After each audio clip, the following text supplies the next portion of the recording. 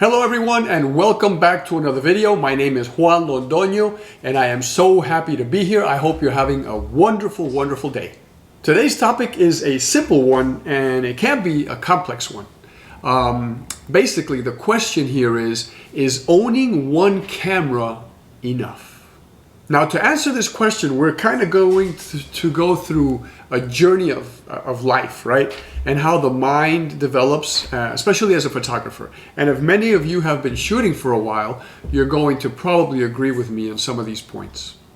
Let's start with two quick comparisons to help put things in perspective. One is stereo rack systems from the 80s, and the other one is PCs or personal computers. Before we go on, please like the video down below and subscribe down on your right hand side if you haven't. Hit the little notification bell so you get video notifications when a new video drops in. So back to the stereos. So rack stereo systems were basically, if you lived in the 80s, early 90s, you wanted to buy a stereo system to play CDs or LPs, those big vinyl records that are coming back now. Basically what you did is you went to a store like Sears or Macy's or one of the big stores and you purchased one of these rack systems, and it was either going to be a Pioneer or a Kenwood or a Sony, Marantz, one of the popular names. And what you did was you built the cabinet with a glass door and a glass top, and you put the turntable on top, and you put the amplifier and the tape deck and the CD player and all that stuff, right? And then you connected the speakers, and it was just two speakers. There was no surround sound and center channel and none of that stuff. And that's basically how you put a stereo together. Now, if you wanted better sound, or actually as time went on and you had friends that had better stereos and better sound systems, you started to realize that your speakers didn't sound as good as other speakers. So you went and you replaced those speakers. So if you bought a Sony rack system with all the Sony tape deck, Sony turntable, Sony amplifier, Sony speakers, now you had no Sony speakers. You probably replaced them with, say, Polk, right? Then you found out that your friend's tape deck sounded better than yours. His cassettes, right? Those old little plastic cassettes, and even metal in some cases, they sounded better on your friend's stereo. So you went ahead and bought an Iowa or a TIAC or just a different Nakamichi tape deck. So you started switching things out, and you see where this is going, right? Now, for those of you that are a little more modern, not as old as me, PCs, personal computers, right? You buy a personal computer like an HP, right, or a Dell, and everything that comes in it is from that brand. And they're pretty good. You can get a pretty decent computer depending on how much money you spend. But if you want the best, right? If you're building a tower, for example, for gaming, and you want the best power supply, you want the best keyboard when you use this thing for other things, if you want the best monitor, if you want the best, you name it, motherboard, then you're gonna have to piece this thing together. And everybody that is a serious gamer, they know about this, right? And they know they have to do this. So as we're seeing, the problem here is that one company typically isn't great at everything. And that's okay. That's understandable. If we know this already, right? If we know that computers have to be kind of piecemealed to put the best system together, and stereo systems have to be piecemeal, and that applies to everything else in life, by the way, right? Why, as photographers, would we ever settle for the notion that one camera company, one camera brand, one camera system has the solution for everything we want to do? So I'm going to pretend like I know what I'm talking about here, and please humor me for a few minutes. I'm going to pretend that I know what I'm talking about, and I'm going to develop these 4 phases of our photographic journey as we go through life, maturing in our photography. Before we go on, another break here, water time, water break, whatever you want to call it, tea time, beer time, whatever makes you happy, coffee time. For me, it's water time. Go get your beverage and join us back. So let's begin. What is phase 1 of this photographic journey? Phase 1 basically is one camera does it all. And you know what? For the first 20 years with my Canon F1 New, that camera was everything to me. Not only did that camera go everywhere with me, it really meant a lot. I was actually attached to my camera. The camera was an amazing camera. I still have it. And if technology hadn't changed for digital, I'd still be shooting that thing today. I'd still be shooting that with my film, because, you know, it was manual focus, right? So, I mean, what are you going to do there? Lenses might get a little, you know, better for resolution purposes, but there isn't much that changes in those cameras. So I shot that camera for about 20 years.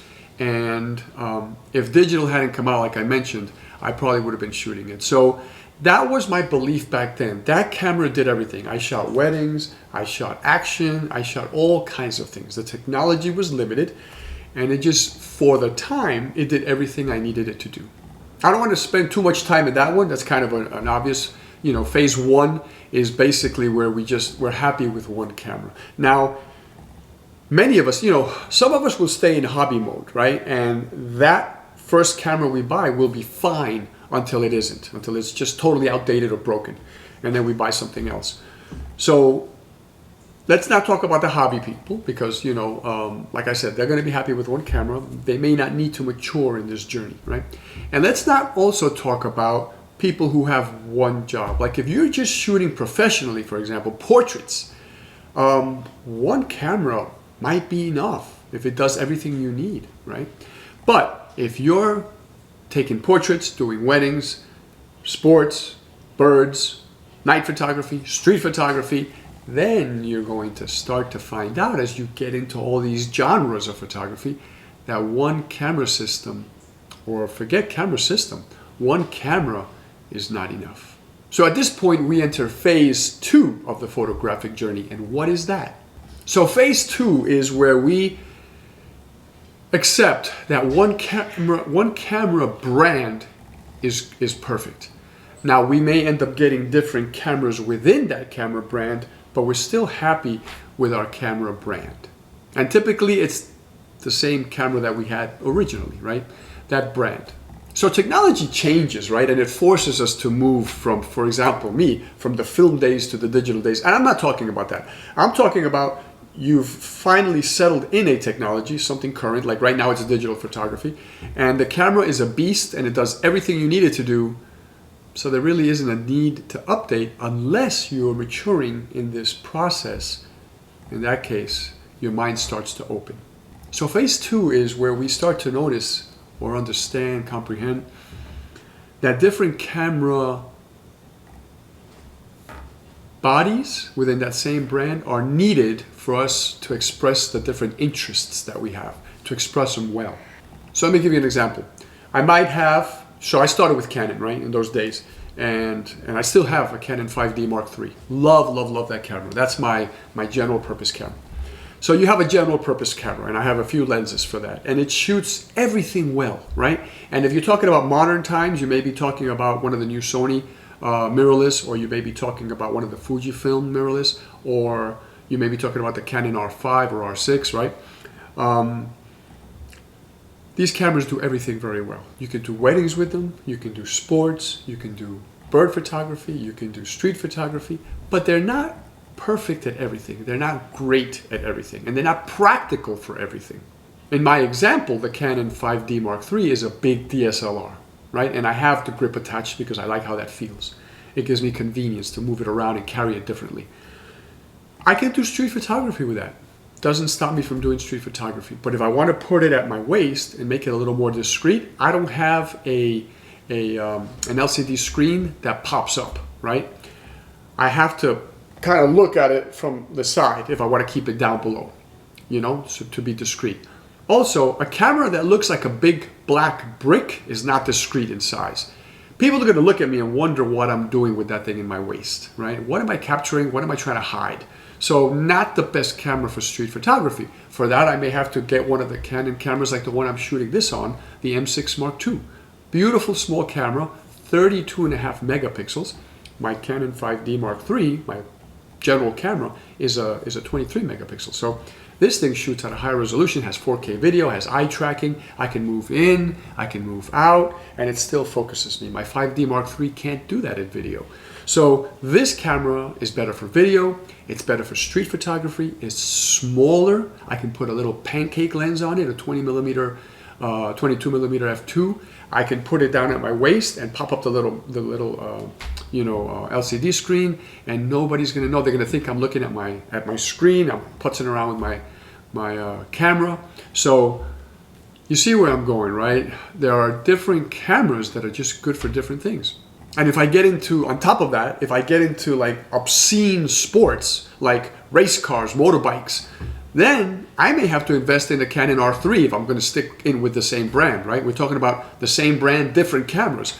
A Canon R3, which shoots like 30 frames per second, has the eye sensitivity where it knows what you're looking at, where it's even faster tracking than any of the other Canon cameras. So this is, right now, it's not their prime model, the R1 is going to be, but it's an amazing camera, right? But you're gonna have to dish out some money for this thing. So now we just talked about 3 different Canon cameras. You can get 3 different Sony cameras for those purposes. You can get 3 different Fuji cameras.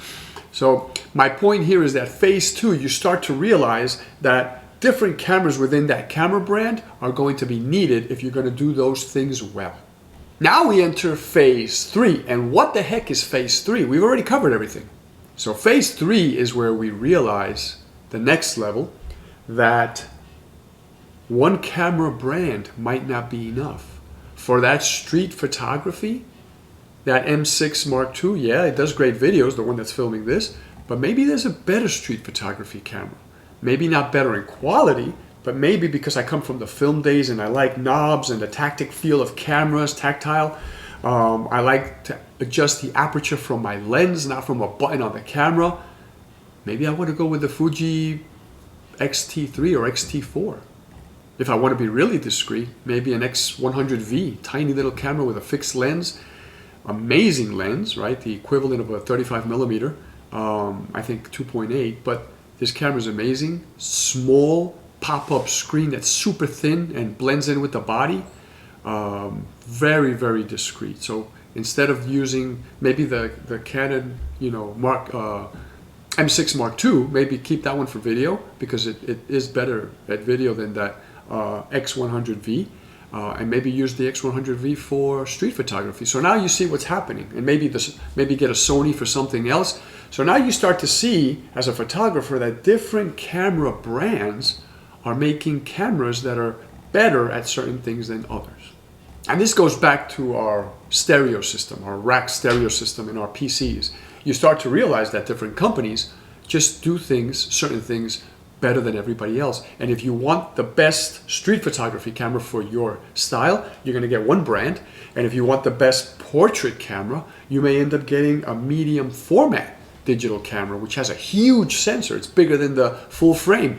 And if you want the best sports camera you're going to get like a Sony Alpha 1 or that Canon R3 or the R1 when it comes out. So you start to experiment with different brands.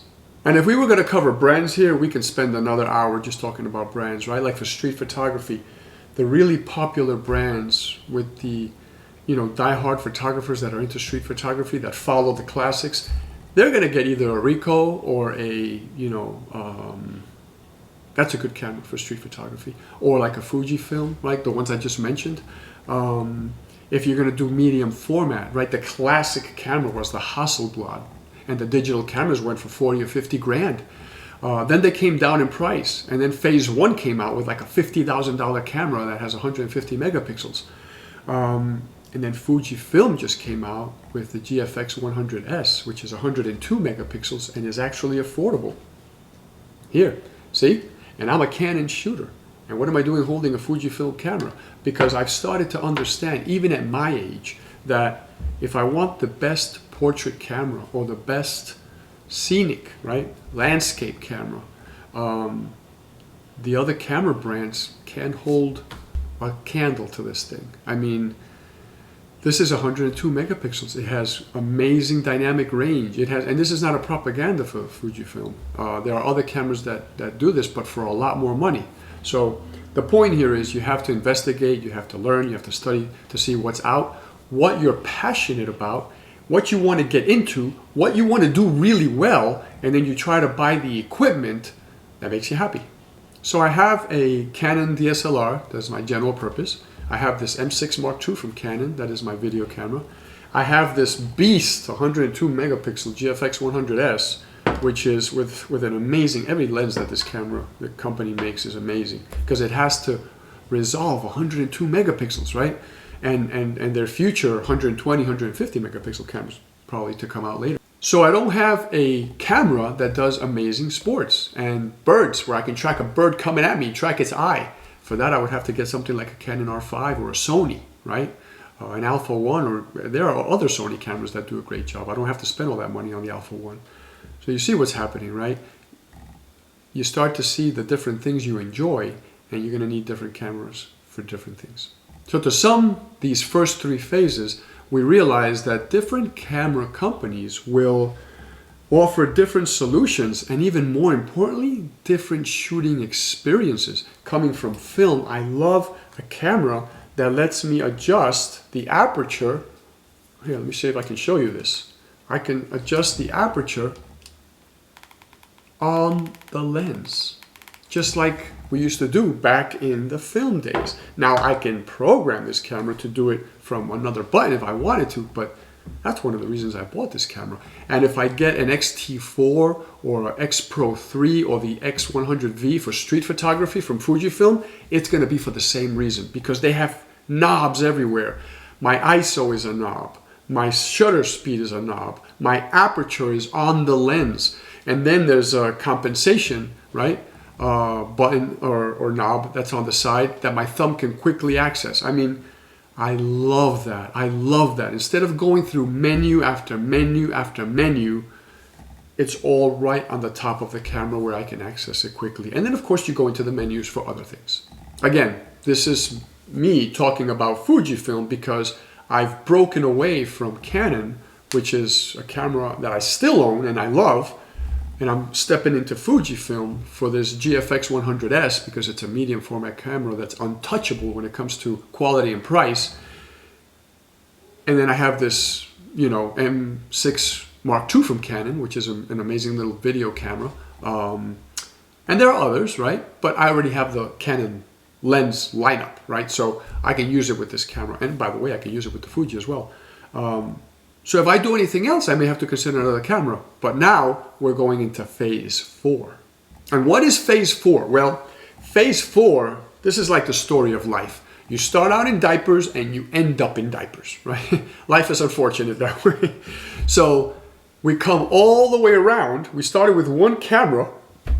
We went into opening up within that camera brand and got different cameras within that brand. Then we stepped outside of the brand and a Canon person bought a Fuji, right? And maybe a Sony person bought a Canon and a Canon person bought a Nikon or Nikon. And that's phase 3. Now we go into phase 4, where at my stage of my life, I've decided that I'm not going to do weddings anymore, unless it's for a friend, and I have my 5D Mark III general purpose camera with amazing lenses that I have for it. But I'm at the point now where I've decided I'm going to stick to art photography, which I still do black and white nudes of any type. It's going to be landscapes, right, for the weekends and for any trip I can take, and portraits, which I love doing portraits. So that is going to be my focus. And if that is my focus, this Fujifilm 100 GFX 100S is really the only camera I'm going to need. So I'm back to one camera. So if you, on the other hand, have decided that you love sports so much, you don't care about anything else, you don't want to deal with people, you can sit back with a huge telephoto lens and you can photograph all of the, athletes on the field. You don't have to mingle with anybody and interact with anybody, and you give these pictures to the press or to the school or to whoever you're shooting for, and you've decided that's your passion, just grabbing those moments, those special moments. You're going to need a camera that can shoot 30 frames per second. That is a beast. In that case, you may end up going with something like the Sony Alpha 1, right? Because it has high megapixels and it shoots fast. And if you're a Canon shooter and you feel like you already have a lineup of lenses, then maybe you want to wait to see what the R1 is going to look like. But just remember that if that thing comes out with 50 or 60 megapixels, your old EF lenses won't resolve that high resolution. You're going to have to go to the RF lenses anyway. So we see phase 4 kind of takes us back to one camera. And it's because of this evolution that we go through as photographers and as people. We get into something, we start experimenting. And by the way, I'm not just talking about photography here, I'm talking about anything you can think of. I always say makeup artist because my wife is a makeup artist, and I point that way because her office is in that direction. And you know, you start as a makeup artist and you get the essentials. You get some makeup and you get some brushes and some sponges, and you're happy and you're experimenting and you're being creative, and wow, you're finally doing this. And then you realize, you know what? This makeup company is freaking awesome. I don't just have to stick to these shadows and these particular things. I'm going to go and talk to the representative to see what other products they have. And then you fill up your drawers with other, makeup from that makeup company. And that's your phase 2. And then you open your eyes and you see, oh my gosh, there isn't just L'Oreal, there's MAC, there's all these different companies, right? Sephora or Sephora, however you say it. Now you start buying different brands and putting them in your drawer as well, right? And you have in your case, in your makeup case. And that's phase 3. And then you might decide that you love glamour so much. One of those brands is the best in the world for glamour. You end up throwing everything away and you end up going back to one type of makeup. So what we need to decide in photography is, how serious are we going to get into a particular branch of photography, and how much money are we willing to invest in it? And invest is a bad word because an investor is going to say it's not an investment, right? How much money are you willing to throw at it? And if the answer to either of these is meh, right? I don't want to get exceptionally well at anything because I'm doing it for fun and I definitely don't want to throw a lot of money at it, then the best thing is probably to stick to either one camera or one camera brand, where you can maximize your money going forward on lenses and gear, right? Tripods and filters and all kinds of cool things for this one camera or two cameras within the same brand, because you can interchange the lenses, right? Just a little more flexible if you're not going to get that crazy with everything. Just keep in mind that if you do decide to do any of these really seriously, and you decide that you are willing to throw money at it over time because you want the best camera for portraits like I did, or the best camera for sports, or the best camera for street photography, then keep in mind that as you progress through these phases, or you progress through that passion of yours, it's going to require money. Even if you're just going through these phases, it's going to require moolah. Because you start with one camera, then two cameras within the brand, then you go to different brands and you're just buying equipment and peripherals and gadgets, and right? And everything requires its own specific brand or type, and then you end up with one camera at the end. You end up selling everything else or giving it away. Money. It's all about money when it comes to these hobbies. So we're at the conclusion, and the conclusion has something interesting to teach us. And basically it's one of those pickles that once we learn something, we can't unlearn it. So if you kind of went through this with me and agreed on some of these points, then maybe you agree that I knew a little bit about what I was talking about. Maybe if it's just a little bit. Maybe you agree with me wholeheartedly. Maybe you completely disagree with me. Either way, let me know in the comments. But the point here is that if you agree with me to some degree, then you've accepted the fact, like I have, that we can't unlearn what we just learned. And it points out that you're going to be in one of these phases just like I am in one of these phases. Let me know which phase you're in, right? Are you in phase 1 where you just have one camera and you're happy? Have you grown into phase 2 where you want to buy a couple of different cameras from one brand? Have you moved into phase 3 where you're starting to look at other brands for different genres of your photography? Or are you now back in phase 4? And I say back because it takes you back to the beginning where you're happy with just one camera, right? Just like I just moved into phase 4. Now remember, this isn't for everybody, this whole process of going through phases, because like I said at the beginning, if you're just an enthusiast and you're doing it for fun and for family pictures, you might not want to go through all this, right? And if you're a hardcore professional that's shooting, for example, commercial photography, you know what camera you need. It might be something like this, 102 megapixels, that can take a 400 megapixel image with, I think it's called pixel shifting. I forget what it's called, but anyway, because I just got this and I'm going through the manual. But you can do a 400 megapixel image, right? So for product photography, for portraits, this is the beast, right? So If you know that already, that's all you need. Let me know in the comments which phase you're in, if you are in fact in one of these phases. If you disagree with me and you believe all this is mumbo jumbo, let me know. That's fine, right? We're okay to agree and disagree with each other. If you agree to some degree, let me know as well. Let me know which part of this jives with you. And if you wholeheartedly agree that this is something you never thought about and you're realizing that you are also traveling through these phases, let me know which phase you're in and what you think the outcome is going to be. Where are you going to end up? Are you going to end up with, like me, with a big medium format sensor that does 102 megapixels and I'm happy there? I got my general purpose camera if I want to go to the park and shoot my family. If my friend is going to get married and says, dude, can you shoot my wedding? I can take that with me. I can do all kinds of things with my Canon 5D Mark III, but one of these days that's going to get old and I may replace it with an RF camera because I already have the lenses, right? And another general purpose camera. General purpose is general purpose. All of the camera companies are superb right now. There isn't a bad one. Nikon fell behind a little, but for a general purpose camera, it's going to kick butt. Canon is amazing and Sony is amazing. Those are the two leaders right now, right? And Fuji makes amazing cameras, Fujifilm. So if you're looking for a general purpose camera, get the one that tailors to all or caters to all of the lenses you already have so you don't have to spend more money, right? Unless you want to. At the end of all this video, this life, however time span you want to consider, just remember that the whole purpose of doing this is not to take it so seriously, but to do it for fun. Whether you're making money off of it or you're going into the woods on the weekends, shooting flowers, trees, mountains, whatever it is. If I do a lot of portraits for fun just because I love them. I'll call a model I haven't talked to in a while and I'll say, let's get together and shoot some portraits. She can use them, I can use them, and I have fun. And I keep my skill going, right?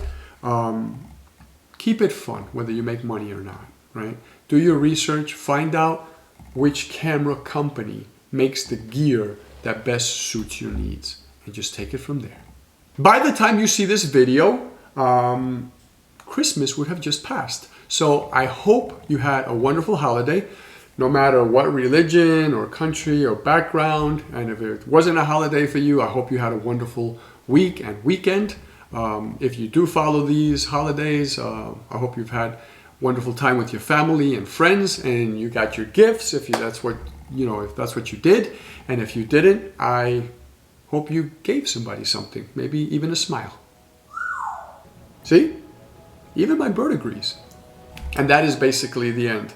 I love you guys. Please take care of yourselves. Drink your water, exercise, sleep well, and I will see you again in the next video. Ciao for now.